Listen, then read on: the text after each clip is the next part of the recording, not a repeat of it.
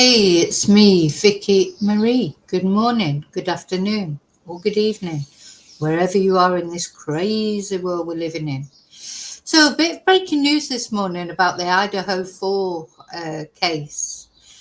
These four lovely young people that were murdered absolutely brutally. And, this is one of those crimes that you just think, what the hell? Because he didn't even know them. uh, to there seems to be it seems to the only motive for this crime, it seems to me, is that he just wanted to do it. He just wanted to see Bryan Kohberger, just wanted to see what it would feel like. And maybe that it's still sort of not established whether he was actually stalking any of those young people who died, how he even chose that house, etc. It's not clear. Maybe it will never become clear, because the breaking news is that Bryan Kohberger has accepted a plea deal in exchange for not receiving the death penalty. And I don't know what to think about that, because of course the death penalty, it's a contentious subject, isn't it? I'm not sure if I believe in the death penalty or not. I just can't make up my mind. But, when you have a case like this, just so brutal, so senseless, 4 lives stolen, and not only these poor people, but their families, how they've been affected. They've been trolled on social media. This twonk, Bryan Kohberger, he's got his little fan club, of Bryan Kohberger fanboys and girls who think he's great, think he didn't do it, or know he did it, but just worship him because he's a twonk, like some people worship horrible people, serial killers, etc. So I don't know how his family must feel about this. And I mean, it depends on them, uniquely and personally. Do they believe in the death penalty? Maybe they're people who believe to forgive and let him face his judgment in the next world. I mean, I do believe that. Even though he might not get the death penalty, he's going to die one day. That's as certain as anything. And then he's got a different kind of judgment to face. He won't be able to escape that. But anyway, let me know your thoughts. What do you think? Do you believe in the death penalty? Do you think for people like Bryan, this was just like a deliberate act, it seems, against people just for no reason whatsoever? It's the most senseless, just for the fun of it, just for the hell of it. He's like Ted Bundy was his hero. He's a Ted Bundy wannabe. He's a pound shop Ted Bundy because he got caught the very first time, didn't he, of course? So let's just have a look at a news item that just talks about it.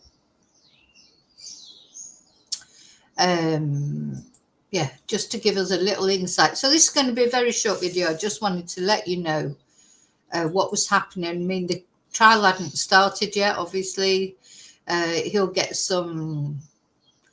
I think he'll get life without parole. I can't see him getting any, I can't see it making any difference that he's pled guilty in that sense. The deal that'll have been offered is no death penalty.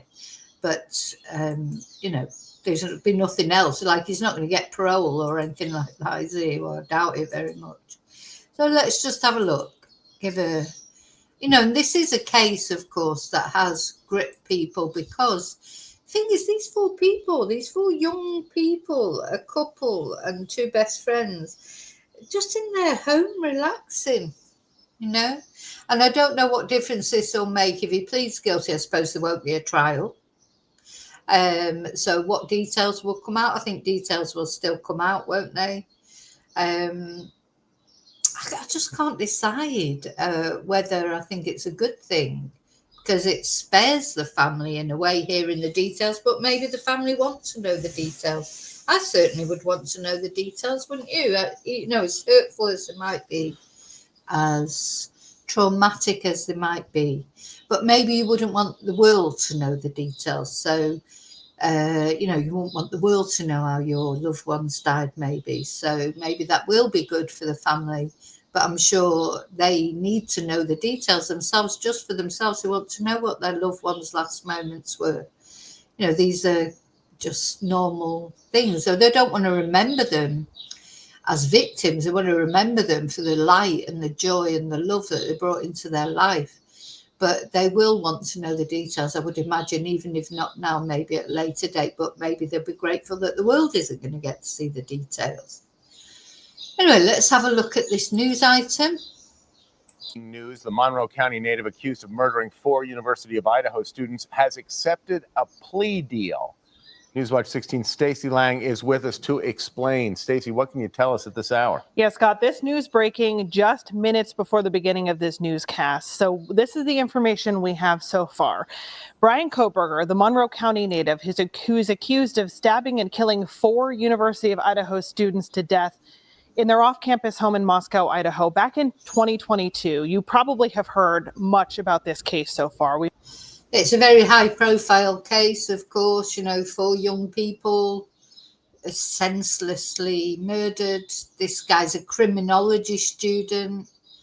I think he was, well done the police for capturing him, because they got a lot of stick in the beginning. Usual thing, oh, why aren't the police doing anything? We don't know anything. Then all in the meantime, the police were investigating Bryan and finally arrested him. But, because they didn't arrest him within sort of 24 hours, there was a lot of criticism of the police. But he was always on their radar, I think, and they did well, catching him, identifying him, arresting him, and he's a really creepy guy, isn't he? I mean, he really is. Sometimes killers aren't creepy. They're like the guy next door, aren't they? Lots of killers like Dennis Rader, etc., men with families, serial killers I'm talking about. And I think Bryan was a fledgling serial killer, wasn't he? In times gone by, in the times of Dennis Rader and Ted Bundy and all, Ed Kemper, etc. It would have taken the police a lot longer to find him, but in these, thank God for DNA, because, and data and things like that, with his phone and number plate recognition cameras and door cams and things, all those things conspired to catch Bryan, things that wouldn't have been in the times of those, in what they call sometimes the golden age of serial killers in the 70s and 80s, because of these tools were not available to the police. So it's easier to catch a serial killer early on now, at least. That's a good thing. Not everything's gone to crap in the world. Some things are better. There'll always be these kind of people. The more I do true crime, I realise these people, there's just something wrong with them inside. It's not about what sort of upbringing they have. It doesn't matter, what other circumstances there are. They're just bad.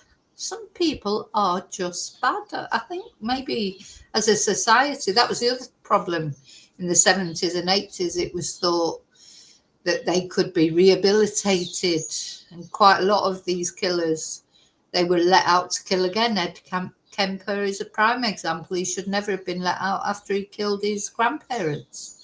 He turned up for one psychiatric appointment with a head in his boot. He was just a total Fruit Loop. And when you hear him talking, if you've never seen the interviews with Ed Kemper, they're available on YouTube. He's a very intelligent guy. And he knew what he was doing was wrong, but he just couldn't stop doing it. How much more can someone say to you? In fact, the only reason he ever got caught, he didn't get caught. He handed himself in after he finally killed his mother and her friend. But he'd killed so many other co-ed girls before then. So Ed Kemper he's a prime example, I think, of serial killers, how they just can't stop it. It's not a choice. They don't think, I think I'll be a serial killer. It's almost like they can't help it in a way. And I'm not saying that because I feel sorry for them. I don't.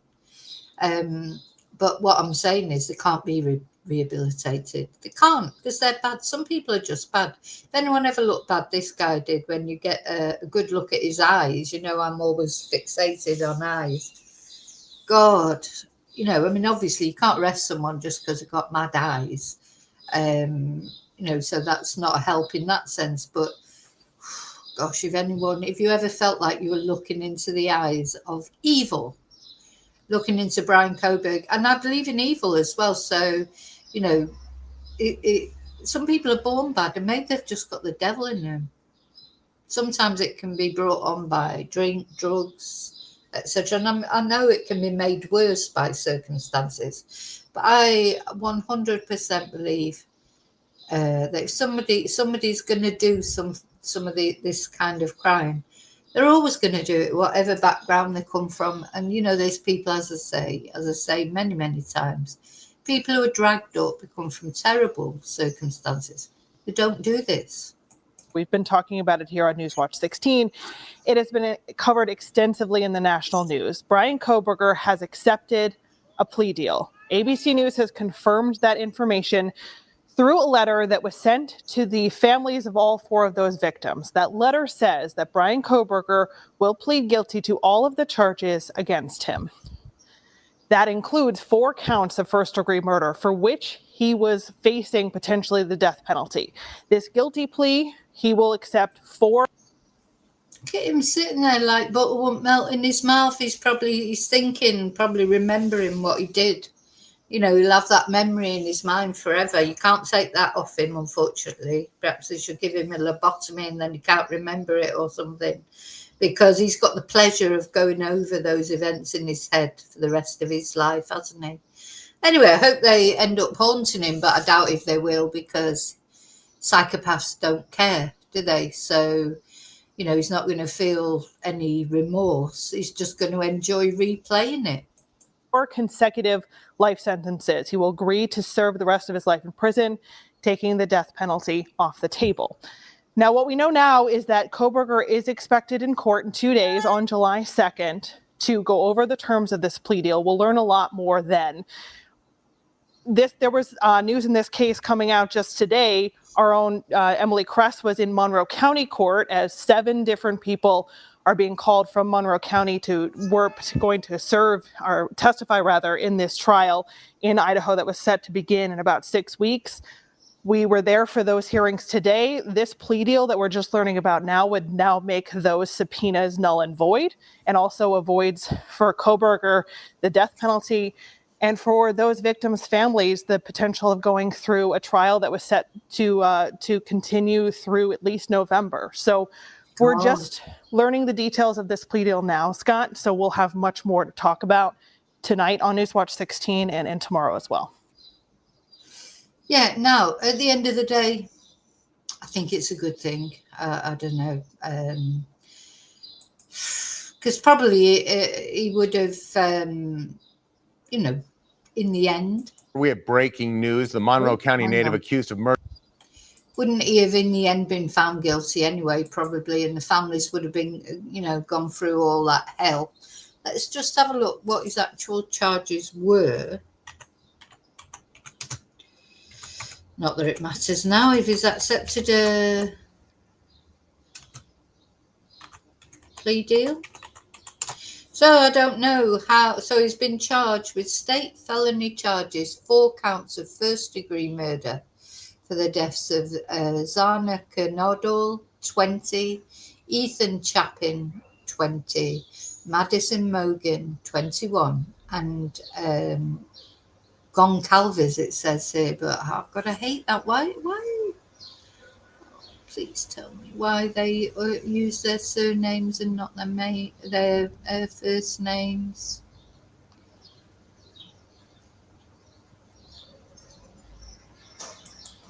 Do you know, it's always harder to find the names of the victims than it is the perpetrator, isn't it? Kaylee Goncalves, yeah.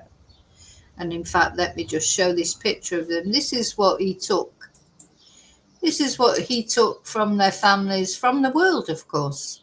You know, when these trunks do things like this, You know, these look like happy, smiley people that, you know, they were at university. They probably would have made big contribution to the world, or like, you know, likely. So yeah, Kaylee Goncalves, Maddie Mogan, Zana Kernodle, and Zana's boyfriend, Ethan Chapin. You know, so all the details are unknown of why he did it. Was he targeting one of the girls, etc.? We don't know. Will we get to know? Is he going to tell the truth anyway? I mean, you can't rely on someone like him to tell the truth. Anyway, can you? So whatever he says will be his version of the truth. But what defence could... I mean, this has happened because this man has got no defence. He's got no defence, has he? The evidence has mounted up against him. He's got absolutely no defence. He tried to say he was autistic. Oh, yeah, that was the other thing that made me mad. He tried to say he was autistic. You know, and that is a slur on people with autism.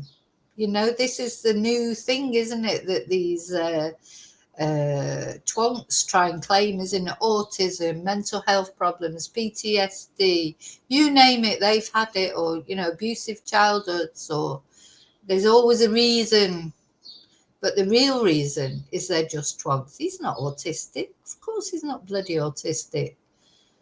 And even if he was, it's absolutely no, it's like saying, what? Oh, that's a reason. Yeah, because autistic people are murderers, are serial killers or whatever. There's millions of autistic people on the autism spectrum who just get by every day in life. You know, life is challenging for them because of their condition.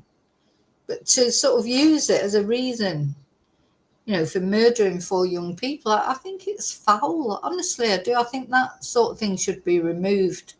You can't use autism as an excuse, or even mental health, really, because there's lots of people with mental health issues. Everyone's got a bit of a mental health issue. You know, people getting up every morning and going to work, providing for their families, trying their very best, even though they're struggling. And then some twonk comes along and says, oh, yeah, well, yeah, I murdered my 3 children, or I murdered these people because I've got mental health issues, or I've got autism. It's disgusting. It's insulting to people who struggle with those issues every day and don't do anything. Just look at this guy's eyes. He's a Fruit Loop. You know, he hasn't got mental health issues. He's a psychopath. You might say that's a mental health issue. I don't personally think so. It's just the way he was born. Don't know what the answer is. Believe me, I'm not saying I know what the answer is. How do you identify a psychopath?